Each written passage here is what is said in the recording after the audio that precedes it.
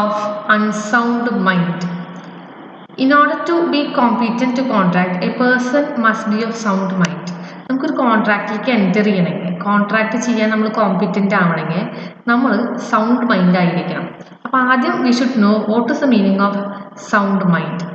A person is said to be of sound mind for the purpose of making a contract if at the time when he makes it he is as capable of understanding it and forming a rational judgment as to its effect upon his interest.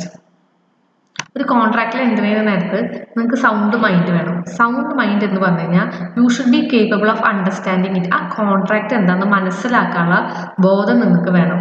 And forming a rational judgement, അത് മനസ്സിലാക്കിയിട്ട് ഒരു judgement comment ചെയ്യാനുള്ള കഴിവും ഒരു conclusion എത്താനുള്ള കഴിവും നിങ്ങൾക്ക് ഉണ്ടാവണം.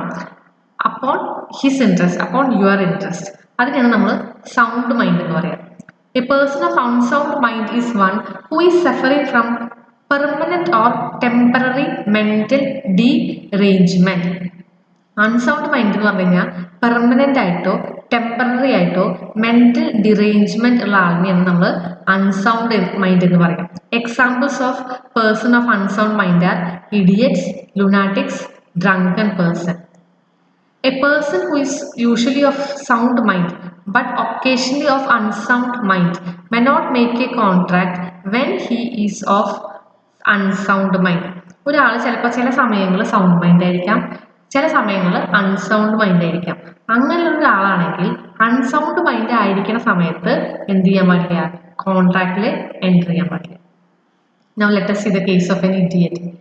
Who is an idiot? A person who has completely lost his mental powers and who is incapable of forming a rational judgment is called an idiot. ഏതൊരാൾക്കാണോ കംപ്ലീറ്റ്ലി മെന്റൽ പവർ നഷ്ടമായിരിക്കുന്നത്, who is incapable of forming a rational judgment, ഒരു rational ജഡ്ജ്മെന്റിൽ എത്താൻ incapable ആയിട്ടുള്ള ഒരാളിനെ നമ്മൾ an idiot എന്ന് പറയാം. He is a natural fool. He has no understanding power from his infancy. അയാൾക്ക് എന്തില്ല, മനസ്സിലാക്കാനുള്ള ഒരു കഴിവ് ചെറുപ്പം മുതലേ ഇല്ല. All agreements other than those of necessaries of life with idiots are absolutely void. Necessaries of life നമ്മൾ മുമ്പത്തെ ചാപ്റ്ററിൽ കണ്ടതാണ്. ഫുഡ്, ക്ലോത്തിങ്, ഷെൽട്ടർ, അതൊക്കെ. ആ നെസസറീസ് ഓഫ് ലൈഫ് ഒഴിച്ചിട്ടുള്ള എല്ലാ എഗ്രിമെൻറ്റും ഒരു ഇഡിയറ്റ് ആയിട്ട് നിങ്ങൾ ചെയ്യണമെങ്കിൽ ദേ ആർ ഓൾ വോയിഡ്. ഒരു എക്സാമ്പിൾ പറയാം. A sold his property with 25,000 for rupees 7,000. A എന്ന് പറഞ്ഞ ആള് 25,000 രൂപയുടെ പ്രോപ്പർട്ടി 7,000 രൂപയ്ക്കാണ് വിറ്റത്. His mother proved that he was an idiot. അയാളൊരു ഇഡിയറ്റാണ് അമ്മ പ്രൂവ് ചെയ്തു. He is incapable of understanding the transaction. ആ ട്രാൻസാക്ഷനെ പറ്റി മനസ്സിലാക്കാൻ അയാൾക്ക് കഴിവില്ല എന്നും അമ്മ സ്ഥാപിച്ചു. അതുകൊണ്ട് ദ സെയിൽ വാസ് വോയിഡ്. ആ സെയിൽ എന്തായി, വോയിഡായി. Next, lunatic. A person whose mental powers are deranged due to some mental strain or some other reason is called a lunatic. ഒരു ഇഡിയറ്റിന് complete loss of mental powers ആണ്. പക്ഷെ lunatic അങ്ങനെയല്ല. ഇതൊരു permanent loss of mental powers അല്ല ലുനാറ്റിക്കിനുള്ളത്. അതായത് lunatic ചില സമയത്ത് സൗണ്ട് മൈൻഡ് ആയിരിക്കും, ചില സമയത്ത് അൺസൗണ്ട് മൈൻഡ് ആയിരിക്കും. Lunatic will be of sound mind in some intervals and the said intervals are called lucid intervals. ഈ സൗണ്ട് മൈൻഡുള്ള സമയത്ത് നമ്മൾ ലൂസിഡ് ഇന്റർവെൽസ് എന്ന് പറയാം. In some intervals they will be unsound mind. ചില സമയത്ത് അൺസൗണ്ട് ആയിരിക്കാം.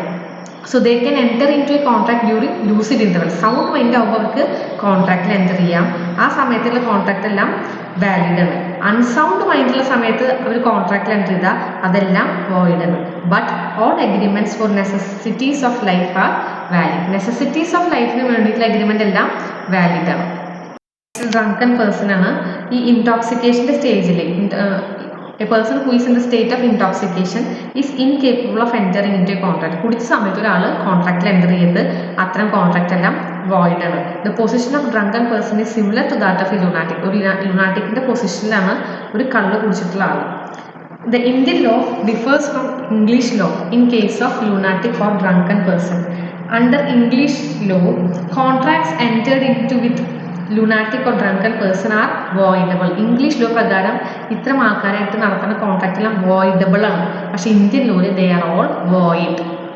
Persons disqualified by any law from contract.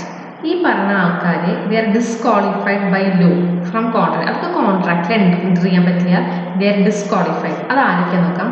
ഒന്ന് ഫോറിൻ സോവറൻസ് ആൻഡ് അംബാസഡേഴ്സ്.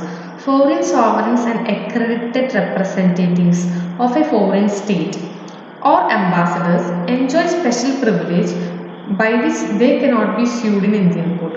ഈ പറഞ്ഞ ആൾക്കാർ വളരെ ഇമ്പോർട്ടൻ്റ് ആയിട്ടുള്ള ഫോറിൻ റെപ്രസെൻറ്റേറ്റീവ്സ്, ഫോറിൻ സോവറൻസ് അല്ലെങ്കിൽ അംബാസഡർ വേറെ രാജ്യത്തിൻ്റെയൊക്കെ ആണെങ്കിൽ അവർക്ക് സ്പെഷ്യൽ പ്രിവിലേജ് ഉണ്ട്. അവരെ ഇന്ത്യൻ കോർട്ടിൽ സ്യൂ ചെയ്യാൻ പാടില്ല. They cannot be sued in Indian court. അവരെ സ്യൂ ചെയ്യാൻ പാടില്ല. പക്ഷെ അവർക്ക് ആഗ്രഹം ഉണ്ടെങ്കിൽ they can enter into contract and can enforce such contract in Indian court. അവർക്ക് ആഗ്രഹമെങ്കിൽ കോൺട്രാക്റ്റിൽ എൻറ്റർ ചെയ്യാം. അങ്ങനത്തെ കോൺട്രാക്ട് ഇന്ത്യൻ കോർട്ടിൽ എൻഫോഴ്സ് ചെയ്യാം. Ex kings are not entitled to this privilege and therefore can be sued in Indian court just as ordinary citizen. Ex kings, പണ്ടത്തെ മുമ്പ് രാജാവായിരുന്ന ആൾക്കാർക്ക് ഈ പ്രിവിലേജ് ഇല്ല. അതുകൊണ്ട് അവരെ സാധാരണ ഏതൊരു ഇന്ത്യൻ സിറ്റിസൺ പോലെയും ഇന്ത്യൻ കോർട്ടിൽ എന്ത് ചെയ്യാം, സ്യൂ ചെയ്യാൻ പറ്റില്ല. ഇന്ത്യൻ കോൺട്രാക്ട് ആക്ടിലെ ഈ പറഞ്ഞ കാര്യങ്ങളെ പറ്റിയിട്ട് അതിൽ പറയുന്നില്ല. Indian contract act silent on this aspect. According to our Section 86 of Civil Procedure Code of 1908, certain procedures have to be strictly followed in suit against rulers of foreign state and ambassadors. നമ്മൾ ഈ foreign സ്റ്റേറ്റ്സിലെ അംബാസഡർമാരെ പറ്റി പറഞ്ഞത് എന്താ വെച്ചാൽ they can enter into contract and enforce them in our court. കോൺട്രാക്റ്റിൽ enter ചെയ്യാം, അത് നമ്മൾ കോടതിയിൽ പോവുകയും ചെയ്യാം. Likewise, they can be sued as ordinary citizens like any other Indian citizen. അവരെ സാധാരണ ഇന്ത്യൻ സിറ്റിസൺ പോലെ സ്യൂ ചെയ്യാം. പക്ഷെ ഒരു കാര്യമുണ്ട്, before doing this the person should get the permission of the central government. അതാണ് before filing a suit against them. ഈ പറഞ്ഞ ഫോറിൻ സ്റ്റേറ്റിലെ സോവറൻസിനും അംബാസഡറിനും എതിരെ നിങ്ങൾ ഒരു സ്യൂട്ട് ഫയൽ ചെയ്യാൻ പോകുന്നതിന് മുമ്പ് one must get previous permission of central ഗവൺമെൻറ്റിൻ്റെ മുൻകൂട്ടിയിട്ടുള്ള അനുമതി കിട്ടിക്കഴിഞ്ഞാൽ മാത്രമേ നിങ്ങൾക്ക് ഇവർക്കെതിരെ ഒരു കേസ് ഫയൽ ചെയ്യാൻ പറ്റുള്ളൂ. Alien enemies ആണ്. The word alien refers to a person who is a citizen of a foreign country. Foreign കൺട്രിയിലെ ഒരു സിറ്റിസനെ പറഞ്ഞ പേരാണ് എലിയൻ. എലിയൻ എന്ന് പറഞ്ഞാൽ എന്താവാം? It can be friend or alien enemy. സുഹൃത്തു ആവാം, ശത്രു ആവാം. An alien whose country is at peace with India is called an alien friend. ഇന്ത്യയായിട്ട് സൗഹൃദം പങ്കിടുന്ന രാജ്യമാണെങ്കിൽ ആ രാജ്യത്തിലെ സിറ്റിസനെ നമുക്ക് എന്ത് പറയാം? എലിയൻ ഫ്രണ്ട് എന്ന് പറയാം.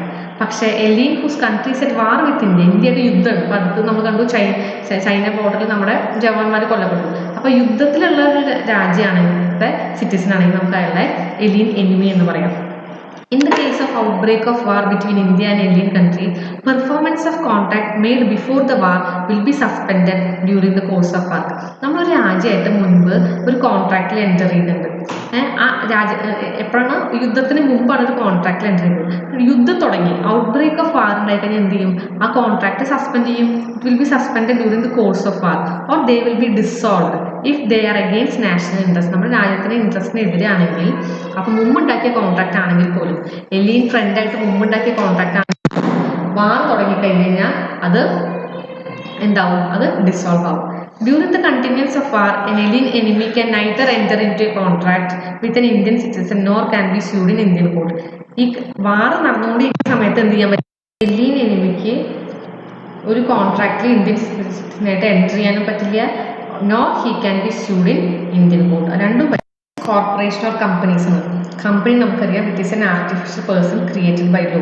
അതിന് എന്തില്ല? ഫിസിക്കൽ എക്സിസ്റ്റൻസ് ഇല്ല, ലീഗൽ എക്സിസ്റ്റൻസേ ഉള്ളൂ. It can function only through directors. It has a right to sue and can be sued. Case കൊടുക്കാൻ പറ്റും. He can be sued also. It can enter into contract with others. ഒരു കമ്പനിക്ക് കോൺട്രാക്റ്റിൽ enter ചെയ്യാൻ പറ്റും. A corporation being an artificial person will function subject to some limitation. പക്ഷേ ഈ കോൺട്രാക്റ്റിൽ enter ചെയ്യുമ്പോൾ കുറച്ച് ലിമിറ്റേഷൻ ഉണ്ട്. എന്തായിരിക്കണം? ആ കോൺട്രാക്റ്റിൽ ഈ കമ്പനിയുടെ സീൽ ഉണ്ടായിരിക്കണം. It should be in writing. മാത്രമല്ല എത്രത്തോളം പവർ ഉണ്ടെന്നുള്ളത് it depends on its memorandum of association. Memorandum of അസോസിയേഷനിൽ പറയണ പവർ മാത്രമേ കമ്പനിക്ക് ഉണ്ടാവുള്ളൂ. Any contract beyond it that will be void. ഈ മെമ്മറാണ്ടം ഓഫ് അസോസിയേഷനിൽ പറയാത്തൊരു ഒരു കാര്യത്തിലാണ് കമ്പനി കോൺട്രാക്റ്റിൽ എൻ്റർ ചെയ്തെങ്കിൽ അത് എന്തായിരിക്കും? It will not be valid and it will be void. Professionals. In England, barrister is incapable of entering into contract with respect to professional matter and is incapable of sewing or being SUD. ഇംഗ്ലണ്ടിൽ ബാരിസ്റ്റർക്ക് എന്ത് ചെയ്യാൻ പറ്റില്ല, കോൺട്രാക്റ്റിൽ enter ചെയ്യാൻ പറ്റില്ല. Professional മാറ്ററുമായി സംബന്ധിച്ച കാര്യങ്ങളൊന്നും കോൺട്രാക്റ്റിൽ enter ചെയ്യാൻ പറ്റില്ല. അതുപോലെ ഒരാൾക്ക് എതിരെ കേസ് കൊടുക്കാനോ ബീയിങ് സ്യൂഡോ രണ്ടും പറ്റില്ല. He cannot sue his client for recovery of fees. ആൾക്ക് എന്തെങ്കിലും ഫീസ് കിട്ടാണ്ടെങ്കിൽ അത് വാങ്ങിക്കാൻ വേണ്ടിയിട്ട് കേസ് ഫയൽ ചെയ്യാൻ പറ്റില്ല. പക്ഷെ ഇന്ത്യയിൽ there is no such bar, അങ്ങനെ ഒരു ബാറും ഇല്ല.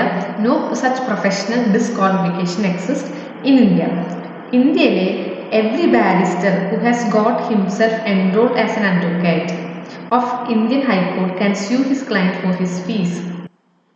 ഇന്ത്യയിലെ ബാരിസ്റ്റർമാർക്ക് എന്ത് ചെയ്യാം, അവർക്ക് they can sue his client for fees. Fees കിട്ടാൻ വേണ്ടിയിട്ട് കേസ് ഫയൽ ചെയ്യാം.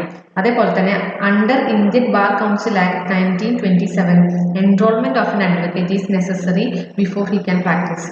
അഡ്വക്കേറ്റ് ആയിട്ട് അയാൾ എൻറോൾ ചെയ്യണം, അതിന് ശേഷം മാത്രമേ പ്രാക്ടീസ് ചെയ്യാനും പാടുള്ളൂ. Felons or convict. Convict is a person who is sentenced by a competent court to death sentence or imprisonment. കോൺവിക്റ്റ് പറഞ്ഞാൽ ആരാണ്, കുറ്റവാളിയാണ്. ഒന്നല്ലെങ്കിൽ ഡെത്ത് സെൻറ്റൻസ് ആവാം, അല്ലെങ്കിൽ ഇത്ര വർഷം ജയിലിൽ ഇംപ്രിസൺമെൻറ്റ് ആവാം. A convict cannot enter into a valid contract while undergoing sentence. ഈ കുറ്റം ചുമത്തപ്പെട്ട് ജയിലിൽ അടയ്ക്കപ്പെട്ടിട്ടുള്ള കാലഘട്ടം മുഴുവൻ അയാൾക്ക് എന്ത് ചെയ്യാൻ പറ്റില്ല, ഒരു വാലിഡ് കോൺട്രാക്റ്റിൽ എൻറ്റർ ചെയ്യാൻ പറ്റില്ല. When the period of sentence expires, ഒന്നല്ലെങ്കിൽ അയാളുടെ ആ ജയിൽ ശിക്ഷയുടെ കാലാവധി കഴിഞ്ഞ് കഴിഞ്ഞാൽ, or when they are pardon, അല്ലെങ്കിൽ അയാൾക്ക് ക്ഷമിച്ചിട്ട് അയാളെ പുറത്തേക്ക് വിട്ട് കഴിഞ്ഞാൽ ഹി റീഗെയിൻ ദ ഫ്രീഡം.